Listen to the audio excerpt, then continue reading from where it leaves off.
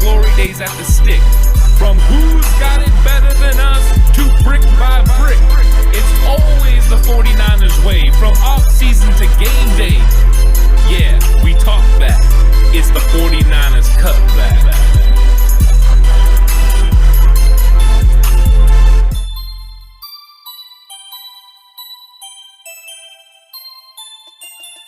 It's 49ers Cutback Podcast time. One of the most polarizing questions and topics is the 49ers quarterback position, because Trey Lance is the new kid on the block. Yes.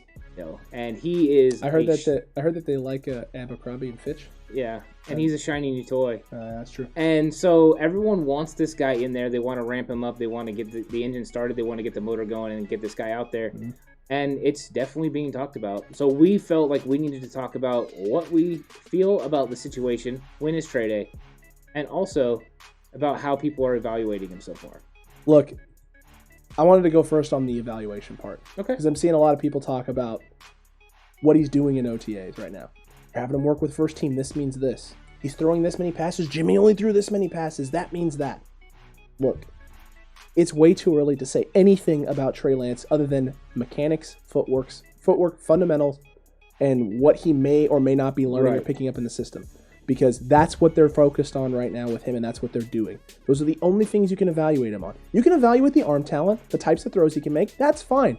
But evaluating or trying to look too much into what he's doing and who he's working with doesn't make a lot of sense, because they're going to put him in as many situations as humanly possible with as many different types of players as humanly possible right now in OTAs, because they want to get a feel for where his comfort level is at being in this position. A guy who, if you had asked him a year ago, are you going to be the third overall pick in the NFL draft? He never would have thought that. He probably thought he was a first-round talent, but he didn't think he was going in the top 3. I know I sure as heck didn't think he was going to go in the top 3, and that's because I had the mechanics concerns with him in terms of his footwork, his fundamentals. Why would someone take him at 3? He needs time to develop. I think he has one of the higher ceilings of all the quarterbacks, but he's not ready right now. Mm-hmm. He's not ready to star right now on a team. And so that was why would someone take him at 3? You take him at 10, 15. That's where he fits in perfectly. But I understand why the 49ers made the move. It's because they weren't planning on moving off Jimmy this year. So that's my feelings and my takes on the evaluation process for Trey Lance. And you have anything you want to add to that? Yeah, I do. I think when you're talking about evaluations, I think it's crazy some of the things that people are doing. Number one, I seen video of just them doing normal warm-up drills, taking 3, 5, 7-step drops, throwing the ball, and a coach is literally trailing, catching the ball, throwing it back to him, and they're just doing reps. And people were literally breaking down that Trey Lance was dropping back faster than Jimmy Garoppolo. Then other people saying Jimmy Garoppolo's got a quicker release. Look, these are warm-ups. These are drills they're going to do every single day. All they're doing is going through fundamentals and doing things the right way. That's all they're doing. Do not evaluate these things. Stop evaluating 7-on-7s, how these guys complete passes, where they're completing passes. It's all been told to them what they're supposed to do and to make the throws. They're more key right now that he throws to the right guy than he completes the pass. Correct. If he sails the pass, it's not a big deal right now. This is OTAs. Read.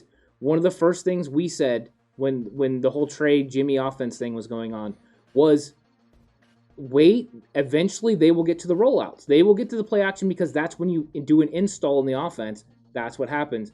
Guess what, guys? They started doing this. They started doing the rollouts. They started doing the play action, and he started rolling out. You know when he started doing it? The same time that Jimmy Garoppolo did, because it's installation and how you do it. This is how you practice. You work on it in stages, and that's what happens. You know what's funny about that, too, is because a certain talking head named Grant Cohn said that that's not what they were going to do. That you don't do stuff like that, and that people were reading too much into the importance of installation. That's what you're supposed to do. The importance of installation is just that, so you don't get too far ahead of yourself. You don't start working on things without laying the foundational tools you need to be successful doing the basics.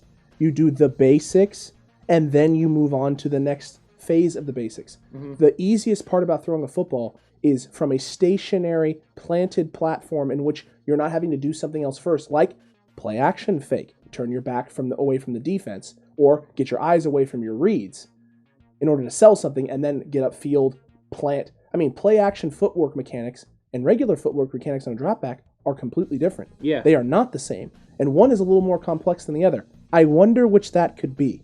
I wonder. And if you're confused right now and don't know, play action foot mechanics are going to be more complex than a straight drop back. Because in a straight drop back, you're taking the snap and you're dropping into your 3, your 5, your 7, whatever whatever the steps are mapped out in Kyle Shanahan's offense, that's what you're doing. In play action, you're not dropping straight out. You're reversing out in space if it's a dive or a stretch. You may be turning play side on certain stretch plays or counters, things of that nature. The footworks change based on what the play action call is and where you're setting your fake up to. Yeah, it's all about timing too. Getting the timing down, getting away from center, the timing with the running back, the timing where you're going to roll, how much depth you're getting when you roll, giving yourself the space to be able to throw. Are you going to set your feet? Are you going to throw, off platform?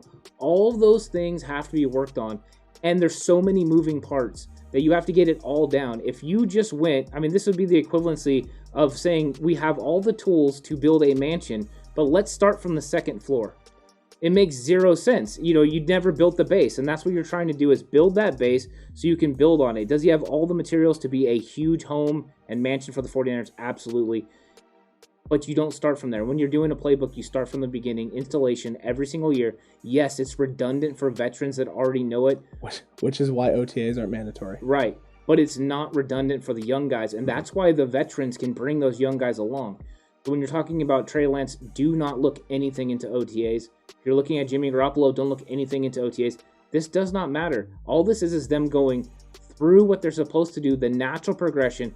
When we get into training camp, that's when the competition begins, because that's when these guys will have opportunities to be successful. They will understand the offense. It will be implemented. They will be able to go and execute. And then we can start reading into how many passes they completed. But really, once again, look at who they're throwing to.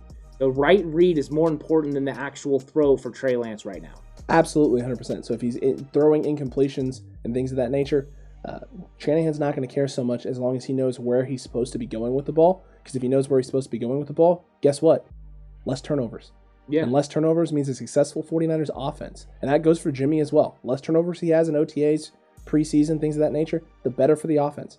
If you're going to the right place with the ball and it's just an incomplete pass, or it's turnovers off of things like tips or drops, and hits a guy in the shoulder patch pops up in the air and the DB picks it off, Shanahan's not going to care about that kind of stuff. He's going to be like, all right, you put the ball in the right spot, you put the ball in the right space, we got to make a play, or we got to clean up the mechanics to get that throw a little bit better, but at least you're putting the ball where you're supposed to put it. Let's get the rest of the things lined up and dialed in, so that way that's a completion instead of an incompletion or a turnover or a mistake. Right, and things are going fast. Right now, because he doesn't understand the playbook fully, everything is happening really fast. Once you understand the offense, understand where all the moving parts are going to be, the offense will slow down. Once the offense slows down, then your body relaxes and you're able to make all the throws on time in the right spaces. You're not going to airmail things. We're in about technique all the time on every single play. It's not how you do it.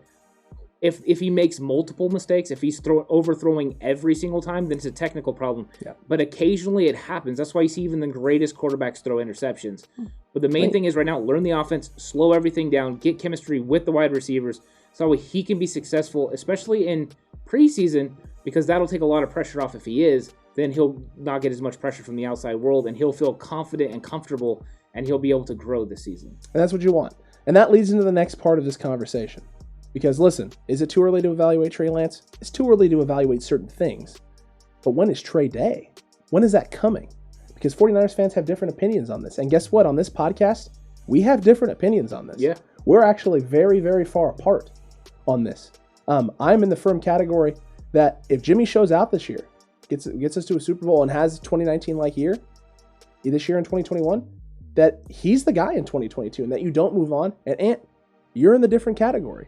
I am in a different category because I believe it doesn't matter what Jimmy Garoppolo does this year. If he good say. Yeah, if he goes to the Super Bowl and wins, that Trey Lance will take over in 2022. I think that they have planned for this. It'll be time for Trey. You want to take advantage fully of his rookie pay scale. That'll allow you to use 4 years to build the team. You also need that money that you save from cutting Jimmy Garoppolo to be able to sign other players. You will have 33 players or 34 players, not counting Jimmy Garoppolo, under contract. So you'll need that money. It'll give you over $50 million to be able to go out and bring back the guys that you want to bring back. I think that is a big part of it. Plus, I honestly believe 1 year of Trey Lance learning this offense, he will be able to go out and execute it at a level that is equal or better than Jimmy Garoppolo in 2022, which means Jimmy Garoppolo is expendable. It's hard to say because I do like Jimmy Garoppolo. And yes, it would be hard to move off a guy that won the Super Bowl. But just because you got Brett Favre doesn't mean you don't turn it over to Aaron Rodgers. And I would do that 100% every single day of the week because I think Trey Lance's upside and what he could do in 2022 is higher than Jimmy Garoppolo. This is all predicated for me on winning a Super Bowl. If Jimmy gets us there and we win it, I don't see a world in which that is feasible. And this stems back to, as I said in our live stream, which if you missed those, you should be here on Fridays at 6:30 p.m. Pacific time because every Friday we do one. This stems back to my Alex Smith PTSD. I have it. It's real. It's a real thing. I feel terrible what happened to Alex Smith in San Francisco, and I don't want it to happen again to a guy like Jimmy. And if he's able to get us there, it shouldn't happen under any circumstance. I think he should be allowed to run it back. I think he should be allowed to play out that contract, and then we should be able to part ways and move on. Or if something happens and he starts playing really bad the year after that, then you know what? If you want to pull the trigger and do what you got to do, that's fine. But if he wins us the Super Bowl in 2021 this year, my gut feeling is that he has to come back. There's going to be too much. The locker room is going to be too ingrained in Jimmy. He's going to be too big of a role in terms of the leadership aspect and the camaraderie with that group. Mm-hmm. Do I think you lose anyone? No, I don't think you lose anyone in terms of like losing faith in the organization or the staff because I think they all, at the end of the day, they all know who's pulling the strings, and right. It's Kyle Shanahan. But I know there's going to be some wavering and some doubt in terms of, is the young guy ready? Is he truly, truly ready? And if you don't have 100% confidence and faith in the guy behind center, the guy who's leading you out into battle, that can impact, maybe not morale, but it can impact play on the field. Because if you're not completely comfortable, you may second guess some things. Is he going to put this ball in space? Should I slow down maybe a little sooner so that he sees me in that window a little bit longer? Things of that nature. It 100% could happen. Will it happen? I don't know.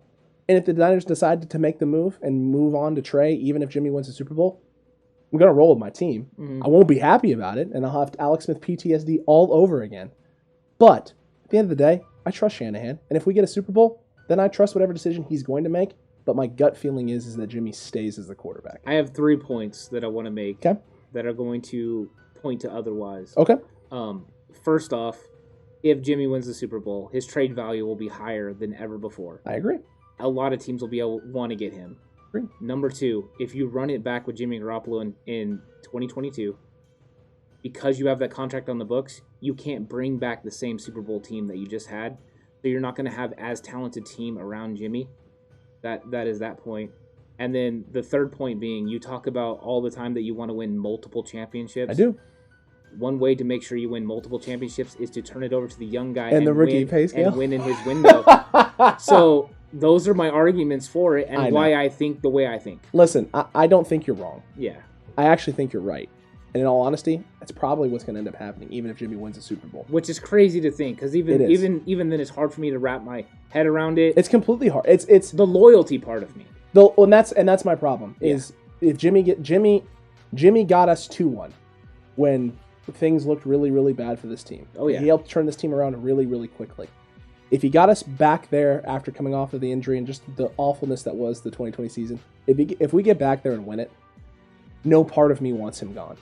And so I'm not going to sit here and say that it needs to be Trey Day in 2022. I can't do it. I won't do it. I can't do it to Jimmy. I would feel like a piece of human garbage to sit here and go, we need to do it. Because I wouldn't want them to. I would want to run it back, even if that meant the team was a little bit less stacked depth-wise. I would want them to try and run it back one more year, because the next year his contract comes off the books and you have all the money available to make the same moves. You're just giving him one more opportunity to run it back with this group and prove it. I get it. The trade value also, trading him away, getting back all of that capital we gave up, or getting back some of that capital to get Trey Lance. At least a second round pick. If we get, we could even get maybe a first and a third. Yeah. That would be way better than getting nothing for him. I 100% agree with you. my loyalty meter is just it's too high. It's too high on this guy if we win a Super Bowl, and I just wouldn't want to do it to the man. My loyalty meter as me as a person, I wouldn't be able to do it. But if I was the head coach and I needed to make a decision, if I'm front office person, I could definitely detach and have to do it. This is where it is, right? Fan me doesn't want him gone. Yeah. Coach front office me knows he has to go. Yeah. Regardless of what happens, he has to go in 2022. Yeah, unless they have some other big financial plan that they can maneuver. That we don't know about. Right. I mean, if someone showed me the books and I could figure it out for myself, then great. I mean, that's part of the reason that, I've been in on them making moves for big time players, because I know that you could run it this year with Jimmy, and then next year his cap hit comes off the books. If his cap hit is not coming off the books, then you're right. You can't do anything. Well, yeah, you can't do anything big this year. Yeah. So I think we see each other's point. Mm-hmm. I honestly think we agree. We do. We're starting our alignment on different sides of the fence. We are, because I just honestly believe this is how it's going to be. Yeah.